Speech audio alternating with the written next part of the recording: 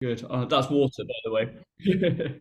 Welcome to Tony at 12. I'm Tony LeBlanc, and today I'm in conversation with Richard Pinel.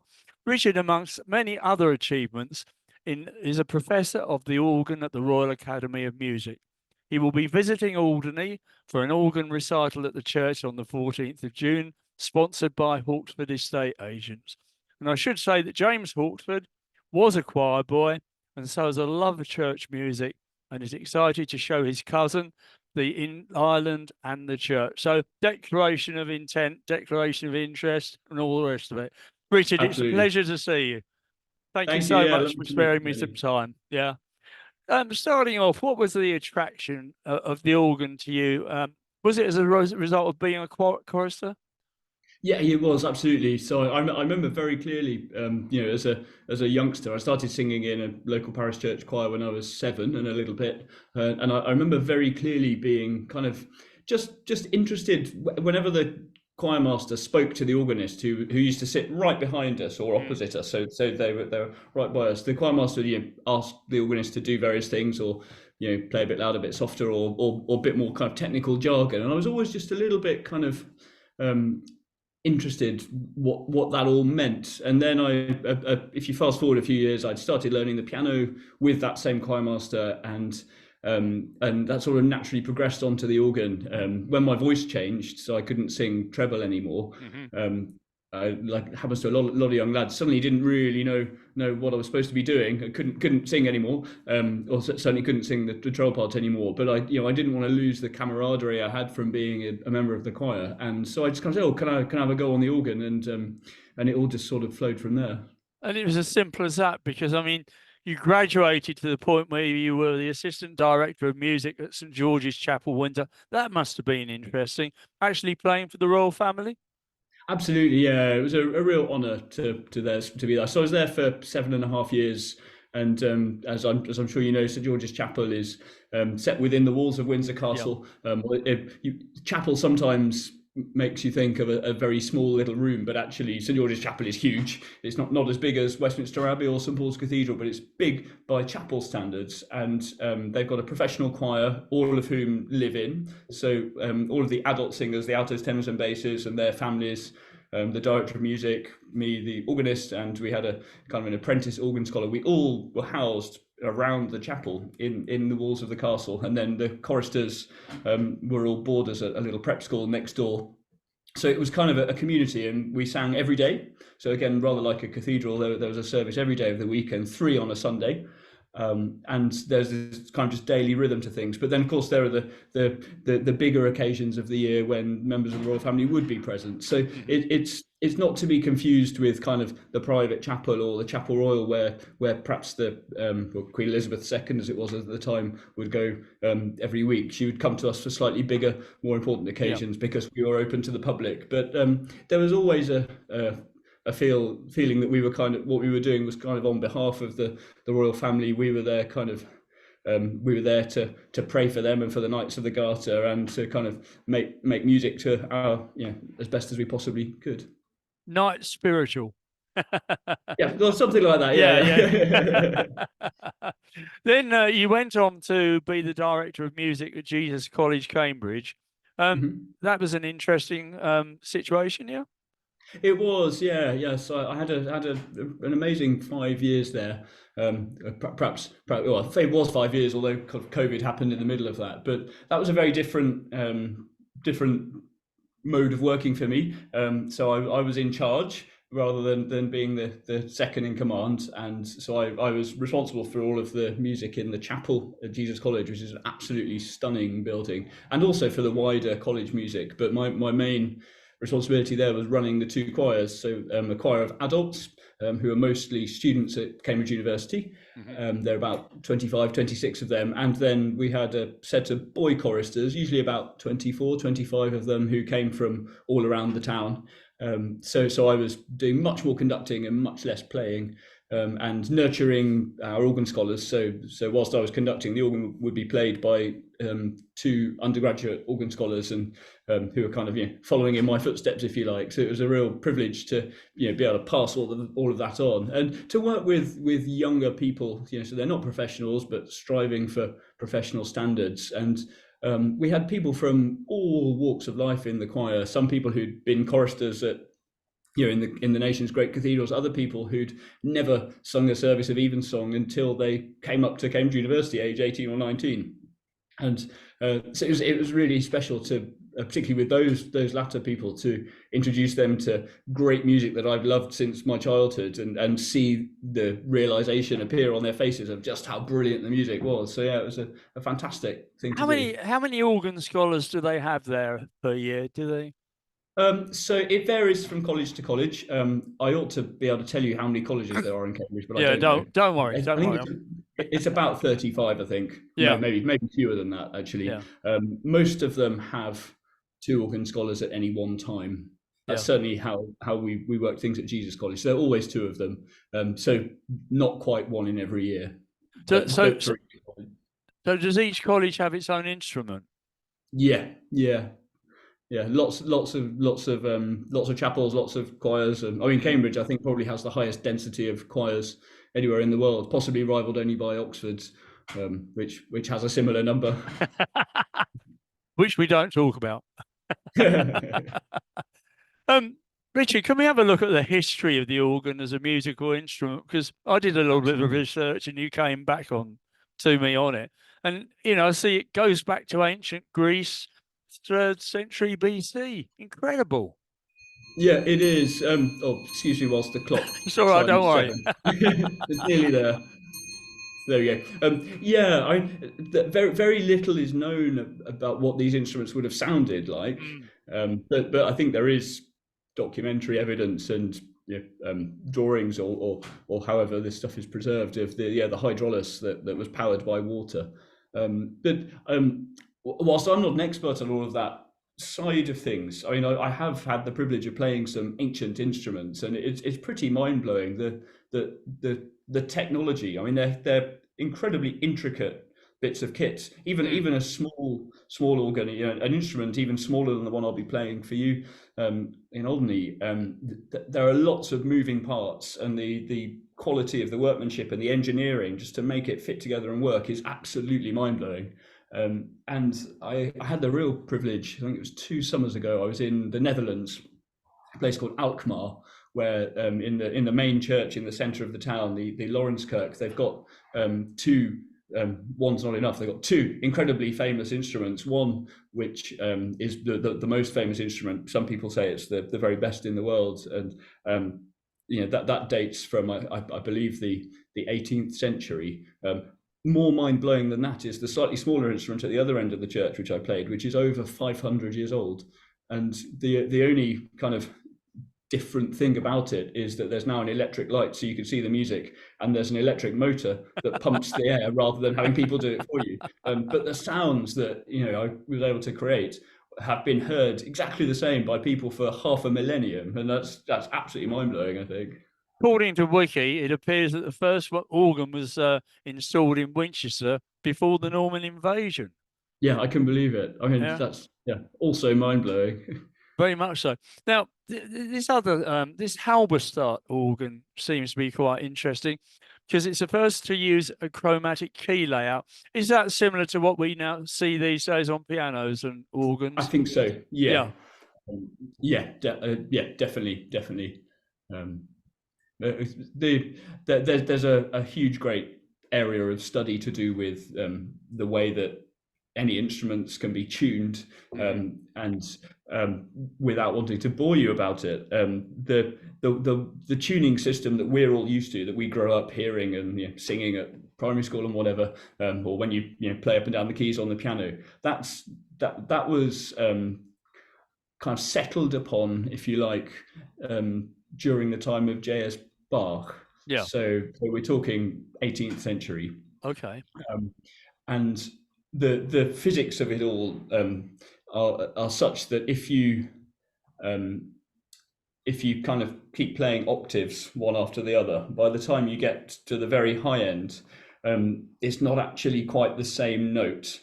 And the upshot of that is that when you divide the octave into the 12 semitones that we have, there's a compromise that is necessary to make sure that every key sounds in tune. Whereas before, equal temperament, as it's called, before that was settled on, you'd have some keys that would be more in tune than others. And when you play some historic instruments that are still in these alternative temperaments, you can play a chord of, say, D major, and it sounds the most pure that you've ever heard in your life. And then you play a chord of, I don't know, B flat minor, and it sounds like you've just turned around and sat on the keys. It's so Rough. awful. Yeah. So the kind of the chromatic keyboard, and then the idea of dividing the octave into 12 equal semitones means that all of the keys are usable, and that meant that music could develop in such a way that we got the Romantic era and the modern era. So it's that sort of thing is really crucial in the development of all music, really. I had to say, I laughed at this. The keys were 2.5 inches wide. Mhm. Bang, bang. Yeah, and you had to use your fists to play them. And they needed apparently 20 bellows operated by 10 men. So quite labour intensive. Yeah. And the wind pressure was so high that the player had to use the full strength of their arm to hold down a key. You've got to wonder what the point was, really, haven't you? Absolutely. Now, of course, the thing about the organ is that it's not just hands, it's feet as well, isn't it?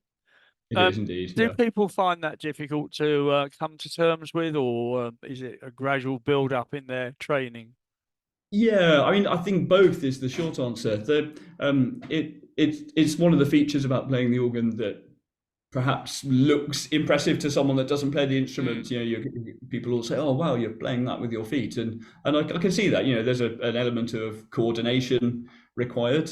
It's very different coordination from hand-eye coordination. So ask me to catch a ball and I'm hopeless, but ask me to do 4 things at once with each limb, I can use that. But I mean, for those, I don't know if you're a musician yourself, Tony, but for those people that have ever had piano lessons, when you first get to the stage of playing both hands together at the same time, it's really difficult. And that is, you split your brain in 2 halves essentially, and you've got to work out doing one thing with the one hand whilst you're doing something else with the other, and it's an absolute nightmare. And you practice and you practice, and your teacher helps you, and eventually it clicks. And it's exactly the same. You're basically doing exactly the same thing again. So there is a big element of frustration for a young student organist. And it does take just a lot of effort, but once you've kind of made that mental shift and it works, it stops being something that you really have to worry about and think about. And I try and I do actually believe this. I actually think that difficult piano music is more difficult than difficult organ music, because if you see an organist playing something very difficult, often they'll be sitting quite still, and the fingers are going for it, their feet might be moving, but it's all very kind of contained in this small area. Whereas difficult piano music, there's usually kind of running up and down the keyboards and big jumps and so forth. And the crucial thing is, on the piano, you're not just trying to push the key down, you have to be very careful with how you push the key down, so it's either louder or softer, however you want it to sound. So when people say, "Oh wow, that's so impressive," and I say, "Well, yes, but when I see a pianist play Rachmaninoff's Third Piano Concerto, I think that's amazingly impressive, and that I could never do that." So it's I guess, like any skilled thing, it always looks more impressive to the uninitiated. Now, of course, later developments, we had the mighty Wurlitzer in cinemas as an entertainment, and the Hammond organ with rotating speakers. And then, of course, they all died once synthesizers came along. Do you ever play synthesizer? No, not really. It's kind of out of my experience. I mean, the Wurlitzers are still going. To be honest, I think the thing that really damaged them, I wouldn't say killed them off, the damaged them was when talking movies were invented. Because there'd be a theatre organ in every picture house in the country, and someone to play it, and then of course once you had talkies, they didn't want someone crashing away on the organ whilst you were trying to hear the dialogue, and so that gradually diminished. But there are people that still make a healthy living out of playing a Wurlitzer, and I'm not a theatre organist. I wouldn't No, know no, where to no, start. no, But no, no. some of the skills are just the same in that you're using your hands and your feet, and the organ is still an organ. But the style and the way that you play, and there's a big element of improvisation. It's a different skill. So they're kind of complementary things. So I never, to answer your question, I never play the synthesizer simply because I've never really been asked to. But there are people that are better at that than me. But Oh, you'd for find it people, easy. You'd find it a piece of cake, I'm sure. well, you never know. I do quite often end up playing electronic organs, so Yeah, they're church yeah, organs without the pipes, yes. which a lot of places have for various reasons. But and so I suppose you could argue that they're synthesizers in a way, but I know that's not what you meant. Looking at really massive organs, that one at the Albert Hall takes some beating, doesn't it? Have you ever played that? I have only once. Yeah, Yeah. it's huge. I don't think I've ever heard a noise quite as loud in my life as that. It's yeah, it's quite something because of course the Royal Albert Hall is a gigantic, great building anyway, Mm. and and the organ in there, it is a fantastic instrument, and it fills the space. You know, it's built to scale to suit the size of the room. So yeah, it's quite an exciting thing. And it could quite easily drown out the orchestra, presumably, if you have it on full I think blast. so. Yeah, if you're not careful, yeah, Mm. you could certainly give them a good run for their money. Yeah, yeah. Um, you won't remember this, you're far too young, but in the 40s and 50s, you had a lot of popular organ music on the radio. And the result, Yeah. or rather the reason, was due to the fact you had this needle time, and the BBC could only play so many records in the course of a day, or something like that. So they used to have a lot of these guys come in and play organ music, which was in its time very popular. Far from your field, I know, but good to see the promotion of the instrument, I suppose.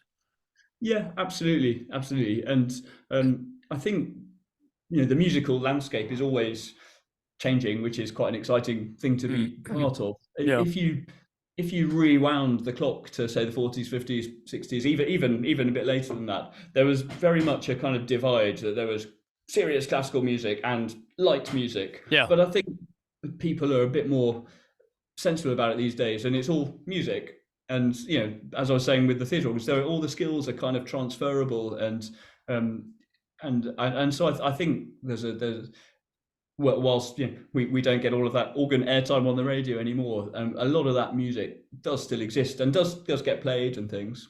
From time to time. Out of all of the instruments you played, have you a favourite?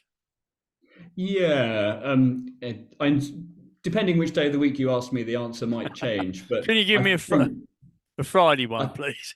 yeah, exactly. I think my Friday one. I mentioned the Lawrencekirk in Alkmaar in the Netherlands, Yeah. the larger organ there. It's one of the most incredible musical instruments I've ever heard or played, and it.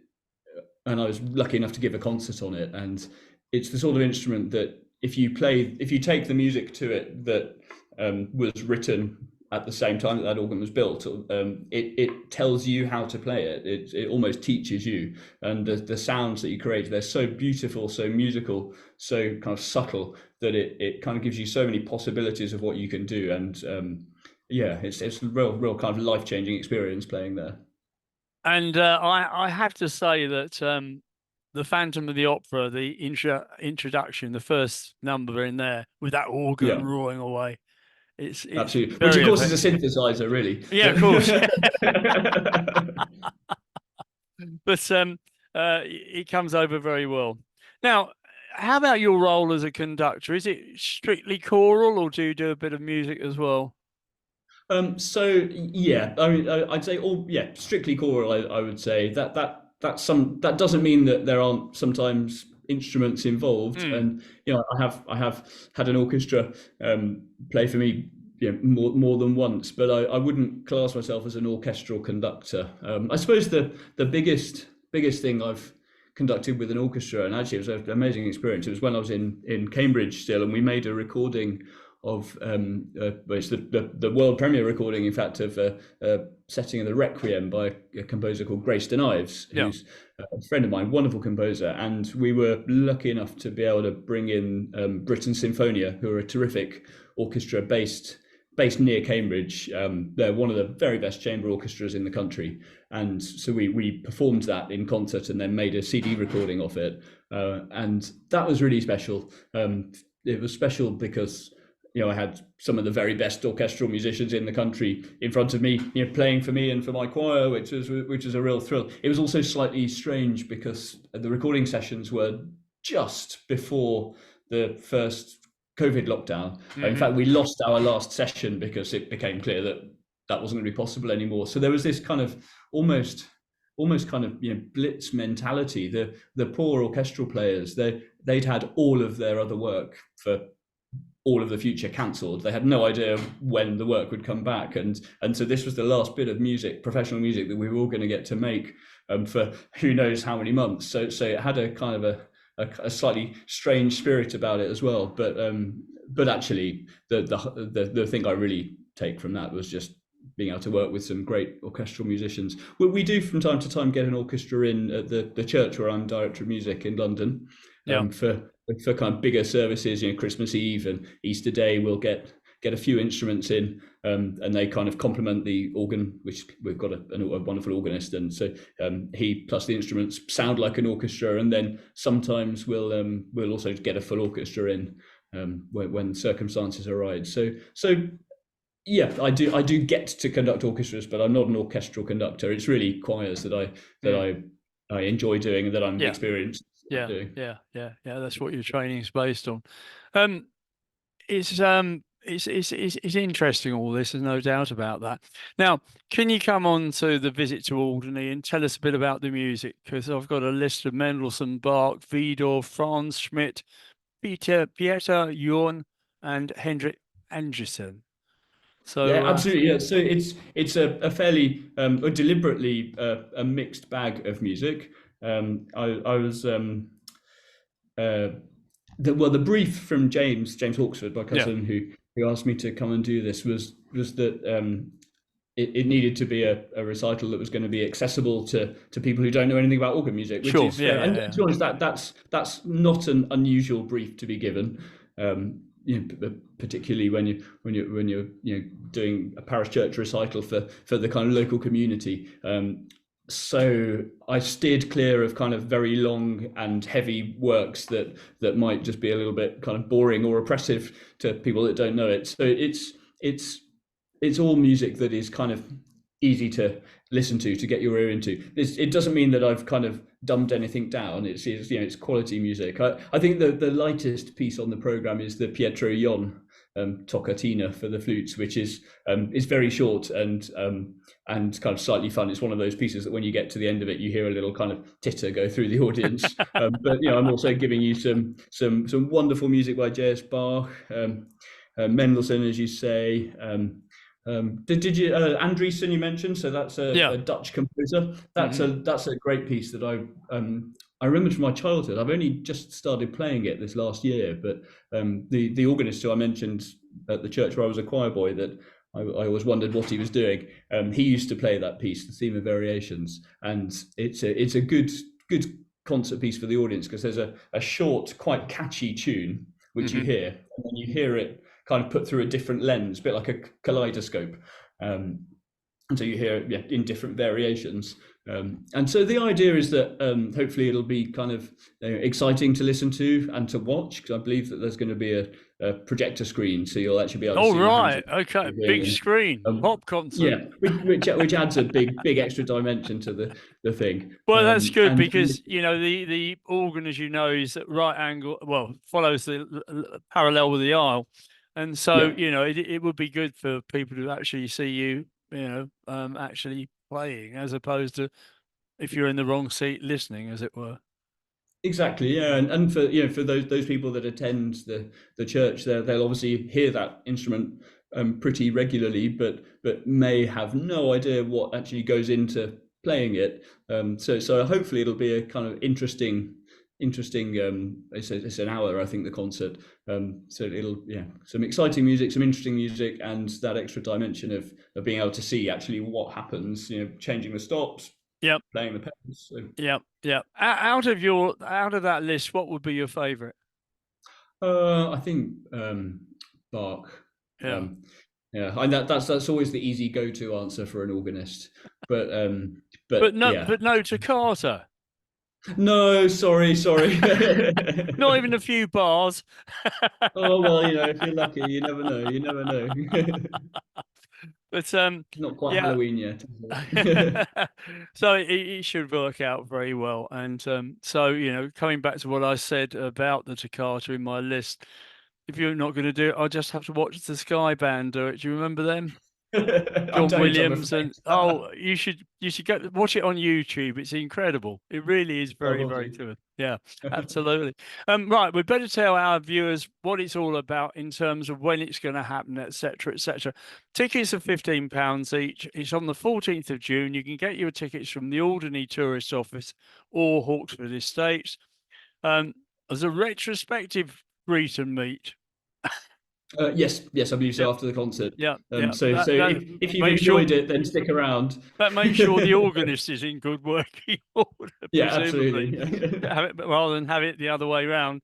And so, a little drop of fizz and some canapes at the end of the concert. And the important thing to put in on this is that the surplus money goes to the church organ fund, and that's very important. I think it's very grateful to you and James for taking that view on it. So there Yeah, we no, it's are. a pleasure, real pleasure. I'm So very excited to come and see the island, and James has been raving about what a beautiful, wonderful place it is for a you better very be long time. better be careful, Richard. He might sell you a house. Yeah, Anyway, it's been an absolute delight to have a chat with you, and we'll be putting this likewise. out. And I know there's all sorts of other promotions going on. There's a big two-pager in the Alderney Journal, which my friend Robert McDowell's put in. So, hopefully you will. You can't say a full house for a church, can you? Oh yeah, definitely, Yeah, definitely. Yeah, we'll say that. Well, yeah, we'll hopefully aim for a you. full house. Thank you so much. I really enjoyed our chat. Thanks, Tony. Yeah, lovely to meet you. Good to see you too.